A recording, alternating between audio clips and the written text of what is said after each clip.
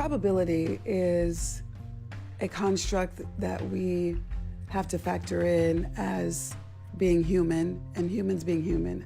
When we are weighing our options, when we're looking at life, it helps us to make decisions. It is a law in the earth. However, as kingdom citizens and kingdom participants, we have to understand that the law of probability is overshadowed by the potential of the process, potential in the process, and potential from the process. And these have nothing to do with probability. Now, perhaps probability may come in on our side as exercising free will, but in terms of looking at the hand of God and the options, there is no probability. The word of the Lord is set. The answer of the Lord is set. The yes of God is the yes of God. And so what happens is we have to begin to look at that every coin has two sides. Every single coin has two sides. And even if it's like one of those trick coins, it still has two sides. It's two sides with the same picture, but it's still two sides. But with a regular coin, every coin has two sides. Your situation is the coin that has two sides. And so when you look at the progress that is attached to your cycle to produce God-ordained potential, when we've lived on one side of the coin for so long, we have to understand that there is another side, that this side of the process has an expiration date. Now, can we prolong the flipping of the coin? Absolutely. And that is when it comes to a free will.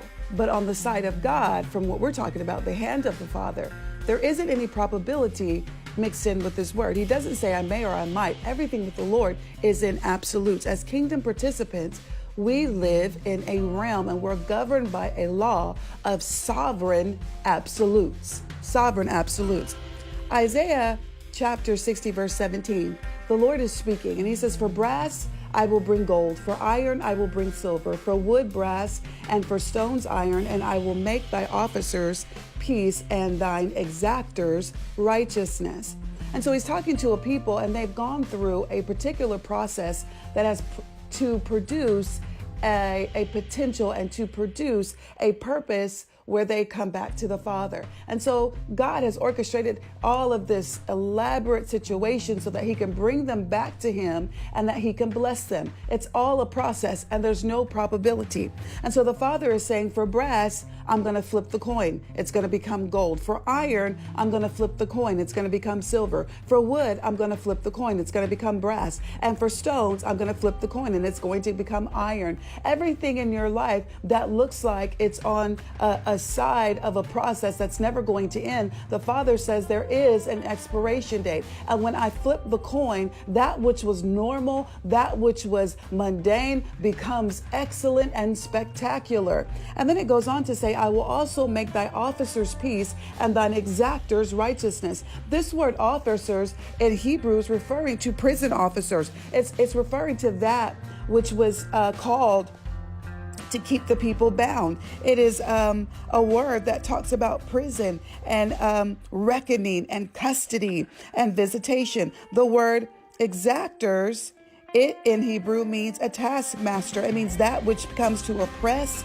to exact, and to exert, demanding pressure. And so the Father says that when it's time to flip the coin, that which was bound you, or come to put you in handcuffs is going to be a thing that's going to protect you. So the officer that was coming to enslave you is now a protector of all of the value and the valuables I've bestowed upon you. And thine exactors will be righteousness. So now it's righteousness. Right standing with God is going to be your taskmaster. It's going to be that which is your pressure. Righteousness is now your pressure. And so in other words, the beauty of the Lord, the amazingness of standing in his presence is going to be your guard, and it's going to be that which presses you. And so when the good of God presses us, that's when we produce an oil that he can use. When the good of God presses you, that's when you can produce a smoke that he can use. And so I just want to submit to you this day on this Friday that everything changes. And so sometimes, in the world we say, the only thing constant is change. And that's absolutely true. And sometimes we kick against the prick because change is so hard to deal with. But may I submit to you that perhaps it's time for you to loose change? That there's some things that are in your pocket. There's some things that's going on. And the Father is saying, put your hand in your pocket, pull out the loose change and loose the change, loose the other side. Because what looks in your hand to be mundane, to be small, to only have a little value, the Father says that when you loose this change, what seems invaluable becomes very valuable. It has an equity. It has a price tag that's attached to it that you didn't even see coming. And so, Father, in the name of Jesus, today we loose change. We loose the season of change. We loose it. We do not dread it. We understand that when we lose change, we are flipping the coin. And this is not about probability. This is just about ushering in a new season. It's about ushering in the truth that there is no probability with you, Father. You are sovereign. And so what you say is sovereign. And so we decree and we declare into the sovereign change, into the sovereign